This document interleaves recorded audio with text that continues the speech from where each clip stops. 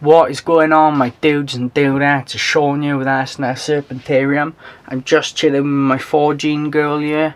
She's nice and gentle as always. If you're new around here, make sure you subscribe. Smash that like button if you enjoy the video. And destroy that notifications bell. So let's get right into it. We're going to talk about prolapses today. I've had a lot of people recently asking me, you know, people have said, oh yeah, my snake will get a prolapse feeding sort of this size rodent. What the hell is a prolapse type of thing? So I thought I'd just explain it in a video, because as I've said before, a video is worth a million words, because, you know, a picture's worth 1,000 words, so it's got to be worth at least a million. So getting right into it. Prolapses. Obviously, the standard guide of feeding a snake is to feed the body width of the snake, okay? Something about the body width.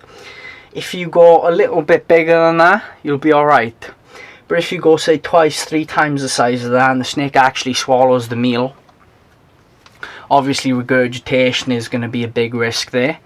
But if it actually digests it, all happen is that poop will be absolutely huge, and when the poop is coming out, what it can cause is actually the sort of up the cloaca there's organs and stuff, and what it can cause is all those organs to sort of be pulled out of the cloaca at the end of the snake, and that's called a prolapse. Now, she's really got a strong grip, to be fair to her. Yeah, it's called a prolapse. It's obviously easily avoided, because all you've got to do is feed it appropriate size prey. What you've got to do if this does happen to you is you've got to get your snake to the vet ASAP, really. She's got such a strong grip today, I don't know what's the matter with her. She's such a strong little snake. Yeah, you need to get it to the vets ASAP, so they can treat it. I don't actually know what treatment they tend to use for prolapse, but they will sort it out for you sharpish. And then I would give it about a month off food, just because that needs to heal up completely. Otherwise, what'll happen then, even if you feed it a really small prey item, that prolapse may reoccur. A bit like some of you know, I've got a problem with my shoulder, or had a problem with my shoulder, where I kept dislocating it, because after I did it once there was a weakness there, and then it kept coming out, and the more it was coming out, the easier it come out next time. So it's sort of that problem with the prolapse situation.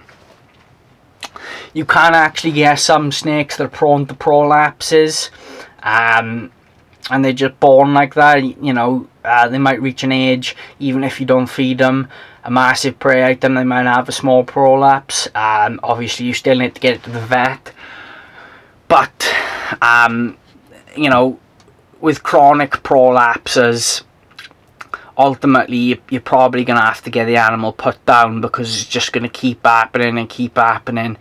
The animal's in a lot of discomfort, and obviously if you've got to pay like 100 quid to get the vet every time, a one-off isn't so bad. But if you've got to do it every week, because that's how often it's eating, it's having a prolapse every week, then that's going to become very stressful for the snake and extremely expensive for yourself.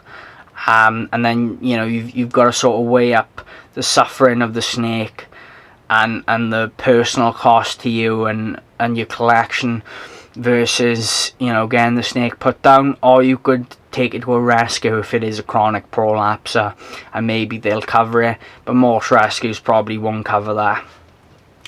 I don't actually know how much it is to get a prolapse sorted. Each time you'd have to look into that yourself, but I don't imagine it's cheap. For a one-off, I would do it for every single animal here for sure. Twice, yeah, definitely. But if it started happening after every feed, I'd really have to consider putting that animal down, because that animal would be suffering. He'd be so upset going to the vets all the time and stuff, and you know, it's just gonna happen like that for the rest of his life. So, you know, that's just my personal view on it. If that animal is going to go to the vets every week, I mean, I wouldn't be happy if I had to go to the doctors every week to have him put my, you know, his hand up my rear end and sort my organs out every week. I wouldn't be happy with that. Obviously you shouldn't anthropomorphize snakes, but it can't be pleasant for them, can it? You know what I mean? That's not a pleasant thing to happen. You know, I have a ton of people around who they don't know what's happening, injections and stuff like that. So yeah, chronic prolapses, then if you can avoid it, you need to avoid it. So if you do have a prolapse in your animal, get it sorted straight away and give it a little break off food, just so it doesn't start to chronically prolapse and it's just having prolapse after prolapse, because that's just going to cause massive problems for both you and the snake. But all of that can be avoided in most cases by just feeding appropriate food items. It's not worth it, guys.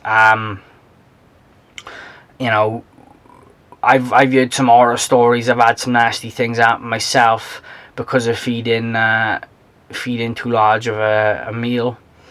You know, a lot of times they won't take it. And then you go in the next day and there's a rotting rat in there or whatever. And it, you know, I'm not talking about massive meals that I've offered. I'm talking about, like, you know, say a 1500 gram ball python, and I've offered it like a 180 gram rat and it's refused it. You know, so it's good that they refuse it in some way, because then it stops. You know, if someone else had a similar animal, then obviously they wouldn't end up with the animal prolapsing or regurgitating or anything like that, because the snake knows where it can handle. So that's sort of good in a way.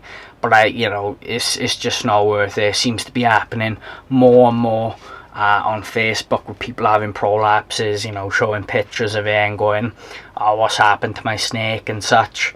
So just please, if you're watching this, get your snake to a vet if it's had a prolapse. Try to avoid it in the future. Definitely don't feed it for a good few weeks. And I'll, if you're new around here, guys, make sure you subscribe, smash the notifications bell, destroy that like button. And if you need any more advice, I'll get back to you in the comment section for sure. Thanks for watching as always, and I'll see you in the next one. Thanks, guys.